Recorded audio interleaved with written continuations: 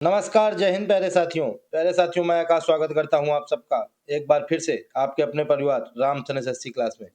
साथियों, जैसा कि हम सबको पता है कि पर डे 8 बजे मैं आप लोगों को बताता हूं कि जीके जीएस और हिंदी का प्रैक्टिस सेट लेके आया करते हैं हम यूपी पुलिस और एसएससी जीडी 2026 भर्ती परीक्षा वाले स्टूडेंट्स के लिए। तो दोस्तों, ये आज का प्रैक्टिस सेट नंबर 12 हम लोग लेके आए हैं। इससे पहले हम लोगों ने 11 प्रैक्टिस सेट, कितने दोस्तों, 11 यानी कि 11, बहुत ज़्यादा होते हैं दोस्तों ये। आप लोग अगर इनको देख लेंगे तो ज़रूर से ज़रूर आप लोगों के लिए जो आप अपना एग्जाम देने जाएंगे उसमें आप लोगों को 20 क्वेश्चन जीके जीएस के आने हैं और 20 क्वेश्चन हिंदी के आने हैं, अभी एसएससी जीडी वालों के लिए। और जो यूपी पुलिस का होता है उसमें तो दोस्तों 40-40 क्वेश्चन आते हैं। उन लोगों के लिए तो मोस्ट इंपॉर्टेंट ही है ये सेशन, लेकिन एसएससी जीडी वालों के लिए और मतलब जो एस्पिरेंट है उनके लिए भी बहुत ज़्यादा इंपॉर्टेंट है। तो अगर आप लोग ये सभी प्रैक्टिस सेट जो कि 12 नंबर आज स्टार्ट होने जा रहा है, इसको भी देखते हैं और इसके पहले वाली भी देखते हैं, तो आप लोग अपने अपने एग्जाम में मतलब अपने जो दोस्त हैं आपके और भी स्टूडेंट हैं उनसे आप लोग 2-4 क्वेश्चन ज़्यादा करके आएंगे, ठीक है ना। तो आप लोग चलिए, अब हम लोग बिना देरी के शुरू करते हैं अपना इंपॉर्टेंट सेशन। देखते हैं क्वेश्चन नंबर 1 हमारा क्या कह रहा है। कह रहा है कि लोहा और इस्पात उद्योग यानी कि स्टील और आयरन, इस्पात को हम लोग हिंदी में मतलब इंग्लिश में स्टील कहते हैं, संदर्भ में शहरों और राज्यों का निम्नलिखित में से कौन सा युग्म शहर मतलब सही है। कौन सा शहर किस राज्य में मतलब है, ये हमसे पूछ रहा है। तो इसमें सही वाला हमसे पूछा है, तो सही वाला option number C, Bhilai Chhattisgarh, बिल्कुल राइट आंसर हो जाएगा, ठीक है। भिलाई में जो लोहा और इस्पात का उद्योग है वो छत्तीसगढ़ राज्य में स्थित है। और जो जो ऑप्शन 3 है वो गलत हो जाएंगे, तो हम देख लेते हैं सही क्या है। दुर्गापुर, दुर्गापुर दोस्तों वेस्ट बंगाल में है, ये असम में नहीं है। बोकारो, बोकारो दोस्तों कहाँ पर है, ये झारखंड में है, ठीक है, छत्तीसगढ़ के बगल में झारखंड। राउरकेला, राउरकेला हो जाएगा ओडिशा में, ठीक है ना। ये जो कर्नाटक वर्नाटक दिया ये सब गलत ऑप्शन हो जाएंगे। ऑप्शन नंबर सी क्वेश्चन के हिसाब से, और बाकी ऑप्शन मैंने बता दिए, ठीक है ना। आप लोग इनको भी देख लिए, ये क्वेश्चन अभी पूछा गया है और जो बाकी ऑप्शन बचे हैं वो आप लोगों से नेक्स्ट जो आप लोगों के एग्जाम है उसमें पूछ सकता है। चलिए हम लोग नेक्स्ट क्वेश्चन देखते हैं, सेकंड। अभी जो सारे क्वेश्चन मैं लेके आया हूँ ये अभी जो एग्जाम हो रहे हैं ना इन्हीं पे बेस्ड क्वेश्चन है। और जो भी बचे हुए हैं लास्ट मतलब आगे स्टूडेंट्स को, वो लोग इनको जरूर अच्छे से देखें और उनको कवर कर लें, क्योंकि उन्हीं पे बेस्ड है, तो आगे आने की तो 100% संभावना रखते हैं, ठीक है। नेक्स्ट क्वेश्चन भी संभावना वाला आ गया। कह रहा निम्न में से कौन सी धातु, धातु यानी कि मेटल, इंग्लिश में थोड़ा बता देते हैं जिससे कि स्टूडेंट को थोड़ा इंग्लिश भी समझ में आ जाए, खुले में रखे जाने पर आग लगने की संभावना है। खुले में रखे जाने पर आग तो दोस्तों ऑक्सीजन में वैसे लग जाती है। चलिए अब लेकिन हमसे कह रहा है कि खुले में कौन सी धातु रखें तो आग लगने की संभावना है, तो वो हो जाएगा पोटेशियम। ऑप्शन नंबर ए बिल्कुल राइट आंसर हो जाएगा, ठीक है। एक पोटेशियम दोस्तों, एक होती है सोडियम, यानी कि उसका सिंबल क्या होता है, Na होता है। ये दोस्तों दो ऐसी धातुएं हैं कि इतनी मुलायम होती हैं, मेटल हैं, जबकि मेटल होते हैं जैसे कि हमारे स्टील हो गए, आयरन हो गए, लेकिन ये भी मेटल है, लेकिन इनकी देखिए खासियत क्या है कि इतनी मुलायम है कि इनको चाकू से काटा जा सकता है, ठीक है। अगर इनको खुले में रख देते हैं तो इनमें आग पकड़ लेती है, तो इसलिए इनको मिट्टी के तेल में यानी कि केरोसिन में डुबो कर रखा जाता है, ठीक है। ये भी पूछ लेता है क्वेश्चन, आप लोग ये भी ध्यान रखना कि मिट्टी के तेल में कौन सी धातु को रखा जाता है। पोटेशियम और सोडियम को कभी पूछ लेता है कौन सी धातु को चाकू से काटा जा सकता है, पोटेशियम और सोडियम को, ठीक है। और खुले में आग लग जाती है, अभी ये पूछ लिया। चलिए हम लोग अब नेक्स्ट देखते हैं क्वेश्चन नंबर थर्ड। कह रहा भारतीय संविधान का 74वां संविधान संशोधन अधिनियम 1992 में किया गया था, निम्न में से कह रहा है किससे संबंधित है। 1992 में 74वां संविधान संशोधन नगर पालिकाओं से संबंधित है। ऑप्शन नंबर ए बिल्कुल राइट आंसर हो जाएगा, ठीक है, नगर पालिकाओं से संबंधित है। इसमें दोस्तों 12वीं अनुसूची जोड़ी गई जो कि नगर पालिकाओं से संबंधित है। आप लोग ये भी थोड़ा एक्स्ट्रा में याद रख लीजिएगा, ठीक है। चलिए हम अब बचे जो ऑप्शन है उनको देख लेते हैं। हमें दे रहा है आपातकालीन प्रावधान, ये दोस्तों आर्टिकल नंबर 352 में बताए गए हैं, 356 में बताए गए हैं और 360 में, तीन आर्टिकल में बताया गया है आपातकाल के बारे में। आपातकाल मतलब 352 में बताया गया है राष्ट्रीय आपातकाल, पूरे राज्य मतलब देश में लग जाएगा। 356 में बताया गया है राज्य के बारे में, मतलब एक राज्य में लग जाएगा राज्य आपातकाल, जिसको हम लोग राष्ट्रपति शासन कहते हैं। 360 में बताया गया है वित्तीय आपातकाल, फाइनेंस के सेक्टर में, रुपया पैसा के सेक्टर में जब आपातकाल लग जाएगा। नागरिकता के बारे में हम लोग देख लेते हैं। नागरिकता का आर्टिकल नंबर 5 से 11 में वर्णित है, ठीक है, किसमें, 5 से 11 में ये बताया गया है नागरिकता के बारे में। मौलिक कर्तव्य 51A, ठीक है, सभी हमने देख लिया, अच्छे से दिख भी रहे हैं, आप लोग भी देख लेना और इनको याद भी कर लेना। चलिए हम लोग नेक्स्ट क्वेश्चन की तरफ चलते हैं, क्वेश्चन नंबर 4 की तरफ। कह रहा है गुजरात के अलावा, ठीक है, गुजरात एक हो गया, अब उसके अलावा देखते हैं। कह रहा है विवाहित महिलाओं द्वारा की जाने वाली जीविती यानी कि जीवती, 3 नाम है इसके, एक जीविती, एक जीवती, एक जीवती, ये पूजा है। मुख्य रूप से कह रहे हैं खाली स्थान किस राज्य या केंद्र शासित प्रदेश में की जाती है। अब दोस्तों जब गुजरात में की जाती है तो गुजरात के अलावा हमसे पूछ रहा है, तो गुजरात के अलावा वही राज्य होगा जो गुजरात से लगा हुआ होगा, अगल बगल जो उसके होगा। जम्मू कश्मीर ये तो गुजरात से काफी दूर है, नागालैंड ये तो बहुत दूर हो जाएगा, महाराष्ट्र ऑप्शन नंबर सी हम लोगों को बिल्कुल राइट आंसर हो जाएगा। ठीक है, गुजरात से यही लगा हुआ है महाराष्ट्र, तो हम लोगों को महाराष्ट्र यहीं पे की जाती है जीविती पूजा। ठीक है, जीविती पूजा क्या है, ये बच्चों के लिए की जाने वाली पूजा है, पार्वती का एक अवतार है जीविती, ठीक है ना, माता पार्वती शंकर भगवान वाली। ये बच्चों की रक्षा के लिए मानी जाती है कि भैया ये बच्चों की क्या करती हैं, रक्षा करती हैं। सभी माताओं के लिए बता दिया गया है कि आप लोग रखिए त्योहार बच्चों की रक्षा के लिए, पहले बच्चा करिए फिर उसके बाद रक्षा करिए। चलिए हम लोग नेक्स्ट क्वेश्चन देख लेते हैं, क्वेश्चन नंबर 4। क्वेश्चन नंबर 5 कह रहा है निम्नलिखित में से किस शासक ने दीन ए इलाही नाम से एक नई जीवन शैली यानी कि धर्म की शुरुआत की। दीन ए इलाही ये दोस्तों सबको पता है, वैसे तो बताने की जरूरत नहीं है, अकबर ऑप्शन नंबर सी बिल्कुल राइट आंसर हो जाएगा। ठीक है, अकबर दोस्तों दीन इलाही इसमें क्या किया था कि जो सभी धर्म है उनसे अच्छी अच्छी बातें लेके इसने एक नया धर्म बनाना चाहा था। जैसे कि इस समय अभी यूसीसी लग रहा है, इसमें क्या है किसी धर्मों को नहीं रखना है, लेकिन इसने क्या किया कि एक नया धर्म बनाना चाहता था दीन इलाही, इसको धर्म हटा देना चाहिए था, अगर धर्म नाम हटा देता तो इसका ये चल जाता। तो ये दोस्तों चला नहीं, इसी वजह से ये क्वेश्चन पूछ लिया, दीन इलाही पूछता रहता है, बताया नहीं कि सबको पता है अकबर। अभी पूछ लेता है क्वेश्चन कि हिंदू कौन था जिसने सबसे पहले इसको स्वीकार किया था। तो दोस्तों बीरबल जो कि अकबर के दरबार में रहते थे, ये दोस्तों एकमात्र हिंदू था जिसने इस धर्म को स्वीकार किया था। ठीक है, और कभी कभी पूछ लेता है कि इसका प्रधान पुरोहित कौन था, तो दोस्तों अबुल फजल था। ठीक है, अबुल फजल ये दोस्तों दीन इलाही धर्म का प्रधान पुरोहित था। ठीक है, Akbar option number C right answer हो जाएगा। चलिए हम लोग नेक्स्ट क्वेश्चन की तरफ चलते हैं, क्वेश्चन नंबर 6 की तरफ। कह रहा है हृदय के एक चक्र यानी कि एक साइकिल में मछली के हृदय में रक्त कितनी बार गुजरता है।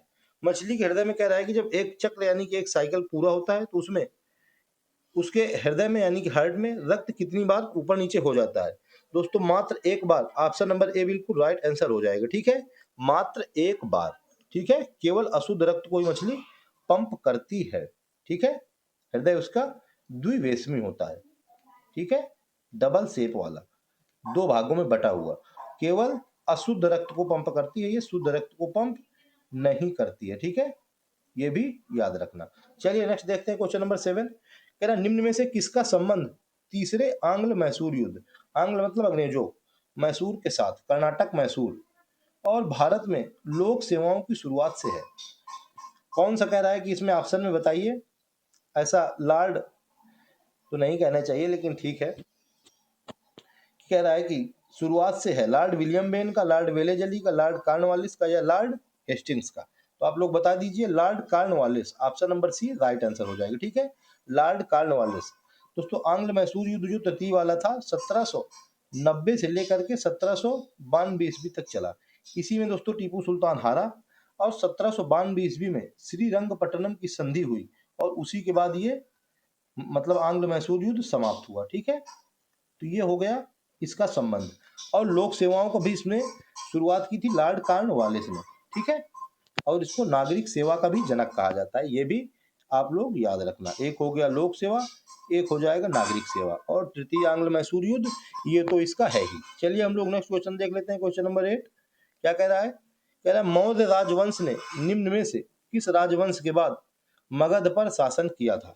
मौर्य राजवंश, इसमें दोस्तों नंद राजवंश, ऑप्शन नंबर ए बिल्कुल राइट आंसर हो जाएगी। ठीक है, मौर्य राजवंश का संस्थापक कौन था, वो था दोस्तों चंद्रगुप्त मौर्य। चंद्रगुप्त मौर्य ने कौटिल्य यानी कि विष्णुगुप्त, जिसने कि दोस्तों राजनीति के ऊपर बुक लिखी है, हम सबको पता है, इसी की सहायता से, जिसको हम लोग चाणक्य भी कहते हैं, कौन था, चंद्रगुप्त मौर्य, मगध साम्राज्य पर मौर्य वंश की स्थापना की थी। ठीक है, नंद वंश का दोस्तों अंतिम शासक यानी कि लास्ट शासक कौन था, वो था घनानंद। कौन, घनानंद था। ठीक है, वो कभी कभी क्वेश्चन पूछता है कि घनानंद किसका समकालीन था, तो घनानंद सिकंदर का समकालीन था। ठीक है, किसका, सिकंदर का। अब जब घनानंद सिकंदर का समकालीन था तो चंद्रगुप्त मौर्य भी सिकंदर का समकालीन होगा, क्योंकि घनानंद जब खत्म हुआ तभी तो चंद्रगुप्त मौर्य आ पाया। ठीक है, हम लोग क्वेश्चन नंबर 9 देखते हैं। कह रहा है खाली स्थान, गोवा की पहली महिला राज्यपाल कौन थी? महिला लग गया, इस वजह से क्वेश्चन वेरी इंपॉर्टेंट हो गया। ठीक है, महिला यानी कि लेडीज, पहली फर्स्ट, वो भी फर्स्ट लगा है, वो भी महिला लगा है। Mridula Sinha, option number B बिल्कुल राइट आंसर हो जाएंगे। ठीक है, मृदुला सिन्हा दोस्तों भाई बिहार की थी, बहुत ही ज्यादा महत्वपूर्ण है ये। इनका जन्म बिहार में हुआ था, लेकिन 2014 से लेकर के 2019 तक प्रतिभा भैया किसी की पहचान की मतलब मोहताज नहीं है। ठीक है, प्रतिभा कहीं से भी कहीं उठ करके जा सकती है। बिहार की प्रतिभा सीधे गोवा चली गई। 1942 ईस्वी को इनका विचारों का जन्म हुआ था, हमारी मृदुला सिन्हा जी का, और 2020 ईस्वी में इनका निधन हो गया। ठीक है, ये एक कुशल लेखिका भी थी। इन्होंने संस्कृत की दुनिया में भी व्यापक योगदान दिया है। क्या थी? कुशल लेखिका। वैसे भी दोस्तों एक मतलब एक जिस चीज में मतलब कोई किसी क्षेत्र में जब होता है तो वो दूसरे क्षेत्र में भी होता है, तीसरे क्षेत्र में भी होता है। ठीक है, ये तो आम बात है। चलिए हम लोग नेक्स्ट क्वेश्चन देखते हैं, क्वेश्चन नंबर 10। कह रहा है अमीबा एक या एक से अधिक उंगलियों की तरह के प्रक्षेपणों को बाहर धकेलता है, जिसे गति और भोजन पर कब्जा कहा जाता है। अब हम लोगों से पूछ रहा है कि उसे क्या कहते हैं? सिकुड़ा हुआ रिक्तिका कहते हैं। ये तो अब सिकुड़ा हुआ तो नहीं होगा, जब वो बाहर की तरफ प्रेक्षणों को धकेल रहा है, धकेलेगा तो सिकुड़ेगा कैसे? फिर कह रहा है भोजन रिक्तिका, हाँ भोजन का नाम लिया, ये हो सकता है। एंडोप्लाज्म या स्यूडोपोडिया। दोस्तों ऑप्शन नंबर डी स्यूडोपोडिया, क्योंकि इंग्लिश से लिख दिया है इस वजह से हम लोगों को थोड़ी दिक्कत हो जाएगी। ठीक है, ऑप्शन नंबर डी हम लोगों को क्या हो जाएगा, बिल्कुल राइट आंसर हो जाएगा। ये दोस्तों क्या होती है कि अमीबा के बाहर छोटी छोटी सी रचनाएं निकलती रहती हैं अंगुलियों की तरह। ये भोजन को मतलब पकड़ लेती हैं, इन्हीं की वजह से भोजन को अपने में फंसा लेती हैं। इसको स्यूडोपोडिया कहते हैं। हिंदी में क्या कहते हैं इसको? कूटपाद। क्या? कूटपाद कहते हैं या पादाब, ये हिंदी में कहते हैं। बायोलॉजी की थोड़ी जो हिंदी है वो थोड़ी टफ है, इसलिए इंग्लिश ही सही है, स्यूडोपोडिया। ठीक है, भोजन मतलब इससे पकड़ता है, शिकार करता है, अपने भोजन के शिकार कर लेता है। ठीक है, स्यूडोपोडिया यानी कि कूटपाद, याद रख लेना, थोड़ा टफ है तो क्या किया जाए। चलिए नेक्स्ट क्वेश्चन देख लेते हैं, क्वेश्चन नंबर 11। क्वेश्चन नंबर 11 कह रहा है वीडियो सहायक रेफरी, VAR, वीडियो के द्वारा देख लेना है। ठीक है, सहायक है वीडियो रेफरी के लिए, प्रणाली का उपयोग खाली स्थान के खेल में किया जाता है। किस खेल में वीडियो सहायक रेफरी प्रणाली का उपयोग किया जाता है? तो क्रिकेट का तो कहीं नाम है तो ऑप्शन नंबर बी में, लेकिन ऑप्शन नंबर डी हम लोगों को बिल्कुल राइट आंसर होगा। ठीक है, फुटबॉल में, फुटबॉल में वीडियो सहायक रेफरी प्रणाली का उपयोग किया जाता है। आधिकारिक रूप में 2018 ईस्वी में पहली बार इसका प्रयोग किया गया था फीफा विश्व कप में। ठीक है, वैसे 2017 ईस्वी में इसका प्रयोग पहली बार किया गया था दक्षिण कोरिया में। ठीक है, कब? 2017 में दक्षिण कोरिया में। क्या होता है कि इस प्रणाली का उपयोग करके जो रेफरी होते हैं वो गोल खिलाड़ियों को कैसे, किसी का टच तो नहीं हुआ, पेनाल्टी किक और रेड कार्ड दिखाने में मतलब उनको सहायता करता है। अगर क्या होता है कि जल्दी जल्दी का गेम रहता है तो चूक हो जाती है, इस वजह से वीडियो रिकॉर्ड हो गया, उससे हम बाद में देख लेंगे। जैसे हमारे यहाँ चलता है LBW के लिए हम लोग ले लेते हैं तुरंत DRS, धोनी रिव्यू सिस्टम। ठीक है, चलिए क्वेश्चन नंबर 12 देखते हैं। कह रहा शांताराम निम्न में से किस लेखक द्वारा रचित उपन्यास है? शांताराम हिंदुस्तान का नाम लग रहा है, इस वजह से क्वेश्चन पूछ लिया है। उपन्यास लेखक कहीं दूसरे का है, Gregory David Roberts, option number A बिल्कुल राइट आंसर हो जाएगी। ठीक है, कौन? Gregory David Roberts. ये दोस्तों एक ऑस्ट्रेलियाई, कहाँ के? ऑस्ट्रेलिया के एक लेखक हैं। इन्होंने दोस्तों लिखा है शांताराम के बारे में कि यह एक क्या था, अपराधी था जो कि नशा भी करता था, और 1980 के दशक में न्यूजीलैंड के रास्ते भाग करके यहाँ मुंबई आ गया था। कहाँ आ गया था? मुंबई। इसका नाम था, मतलब इसका नाम तो पता नहीं, अपराधी के बारे में लिखते हैं। फिर उन्होंने अपने उपन्यास का शीर्षक दिया है, क्योंकि वो भारत आ गया था, इसी वजह से भारत वाला नाम देना पड़ेगा शांताराम, क्योंकि भारत का नाम है शांताराम, राम भी लगा है इसमें, शांत भी रहना उसको, शांत तो यह है नहीं, इसी वजह से पूछ लिया है। और इंपॉर्टेंट भी है, आप लोगों से पूछेगा भी। ठीक है, ग्रेगरी डेविड रॉबर्ट्स अभी पूछा है, कभी उनके देश का नाम पूछेगा, ऑस्ट्रेलिया। ठीक है, बहुत ही ज्यादा इंपॉर्टेंट है। 2003 ईस्वी में इसकी पब्लिश हुआ था, यानी कि इसका प्रकाशन हुआ था। चलिए हम लोग नेक्स्ट क्वेश्चन तरफ चलते हैं, क्वेश्चन नंबर 13 की तरफ। कह रहा है 1991-92 में पहला खाली स्थान विश्वनाथन आनंद को प्रदान किया गया था। कौन सा पुरस्कार पहला था? राजीव गांधी खेल रत्न पुरस्कार, ऑप्शन नंबर डी बिल्कुल राइट आंसर हो जाएगा। ठीक है, कौन सा? राजीव गांधी खेल रत्न पुरस्कार। दोस्तों भारत सरकार की तरफ से सबसे बड़ा है ये खेल के क्षेत्र में, खेल क्षेत्र में सबसे बड़ा, यानी कि हम लोग मैक्स लिख देंगे उसको, आप लोग समझ लेना। ठीक है, भारत सरकार के द्वारा दिया जाता है। अब इसका नाम बदल करके यही कर दिया गया है, मेजर ध्यानचंद। क्या कर दिया गया है? मेजर ध्यानचंद। ये दोस्तों आप लोग बता दीजिए मुझको कमेंट में कि मेजर ध्यानचंद किस खेल से संबंधित थे। मेजर ध्यानचंद खेल रत्न पुरस्कार, ये लिख देंगे हम लोग, खेल रत्न पुरस्कार। ये अब कर दिया गया है राजीव गांधी खेल रत्न पुरस्कार को बदल करके। तो आप लोग बताइए कि मेजर ध्यानचंद कमेंट में किस खेल से संबंधित थे। ठीक है, चलिए नेक्स्ट क्वेश्चन देखते हैं। क्वेश्चन नंबर 14 कह रहा महामघम, मघम लग गया यानी कि माघ महीने में होता है। ठीक है, उत्सव प्रत्येक 12 वर्ष में, 12 वर्ष में, 12 वर्ष में तो कुंभ मेला होता है, हम सबको पता है, अभी प्रयागराज में हुआ था। एक बार में खाली स्थान में मनाया जाता है। कहाँ मनाया जाता है? कुंभ का यानी कि प्रयागराज का, उत्तर प्रदेश का तो कहीं इसमें स्थान ही नहीं है, तो कहाँ मनाया जाता है? तो हमने बता दिया है आप लोगों को क्लू, जल्दी आप लोग कमेंट करके बताइए कि कौन सा ऑप्शन सही है, नागालैंड में, बिहार में, गोवा में या तमिलनाडु में। जल्दी बताइए। ऑप्शन नंबर डी तमिलनाडु हम लोग क्या हो जाएगा? बिल्कुल राइट आंसर हो जाएगा। ठीक है, तमिलनाडु। इसको माना जाता है कि ये कुंभ के प्रयाग मेले का क्या है? फोटो कॉपी है, या हम लोग कह दे थोड़ा इसको तो क्या, हाँ फोटो कॉपी ही सही है। ठीक है, प्रतीकात्मक कहा जाता है या इसको समकक्ष कह दिया जाता है, उसी का प्रतीक, प्रतीक कह दिया मैंने ना, या समकक्ष, इसलिए हम लोग थोड़ा इंग्लिश में कह देंगे उसको फोटो कॉपी। ठीक है, ये तमिलनाडु में होता है प्रत्येक 12 वर्ष में। कौन से शहर में होता है दोस्तों? कुंभकोणम, ये भी हम लोग लिख देंगे, कुंभकोणम नामक शहर में मनाया जाता है। हिंदू त्योहार है, आप सबको पता होगा। चलिए हम लोग नेक्स्ट क्वेश्चन तरफ चलते हैं, क्वेश्चन नंबर 15 की तरफ। कह रहा है निम्न में से किसे तरल आस्तियों तथा मांग एवं आवधिक देवताओं के अनुपात के रूप में परिभाषित किया जाता है? तरल आस्तियों, ये क्या आ गया एकदम, ये तो बहुत ही गड़बड़ चीज आ गई, यानी कि लिक्विड एसेट्स। ये दोस्तों ऐसी संपत्ति होती है जिसमें कि बहुत कम समय में हम लोगों को रुपया पैसा मिल जाए। ठीक है, जैसे कि हमारे पास नगद कैश हो, हमारे पास सोना चांदी है, हम लेके जाएं हमें तुरंत रुपया मिल जाएगा। ठीक है ना, ऐसी संपत्ति है हमारे पास। तो कह रहा है कि तरल आस्ति तथा मांग एवं आवधिक देवता, डिमांड और सप्लायर के अनुपात को किस रूप में जाना जाता है? तो दोस्तों सांविधिक चलनिधि अनुपात, ऑप्शन नंबर ए बिल्कुल राइट आंसर हो जाएगा। ठीक है, SLR क्या हो जाएगा? एस से हो जाएगा स्टेचुअरी, STATUARY। ठीक है, statutory liquidity ratio, liquidity ratio. ठीक है, सांविधिक चलनिधि अनुपात हो जाएगा। क्या हो जाएगा? थोड़ा इकोनॉमिक्स का यानी कि फाइनेंस के डिपार्ट से है तो ये थोड़ा टफ हो जाता है। इसमें क्या होता है कि रिजर्व बैंक, जो दूसरी बैंकें हैं, उनमें कुछ रुपए को उनके पास नगद हो, चाहे क्या हो, चाहे वो नगद हो चाहे गैर नगद हो, उनके पास कहती है कि ये तुम्हारे पास सुरक्षित होना चाहिए, सामूहिक चलनिधि अनुपात, जिससे कि अगर कभी वित्तीय संकट आता है तो तुरंत इसको आप लोग किसी देश को दे दें या रिजर्व बैंक को दे दें, क्योंकि रिजर्व बैंक के सब अंडर में है, तो रिजर्व बैंक तुमको तुरंत नगद कैश दे दे। ठीक है, इस वजह से ये क्वेश्चन इंपॉर्टेंट है। चलिए हम लोग नेक्स्ट क्वेश्चन तरफ चलते हैं, क्वेश्चन नंबर 16 की तरफ। कह रहा है कि एम्मा रादुकानु एक पेशेवर टेनिस खिलाड़ी हैं, वह कहाँ की रहने वाली हैं?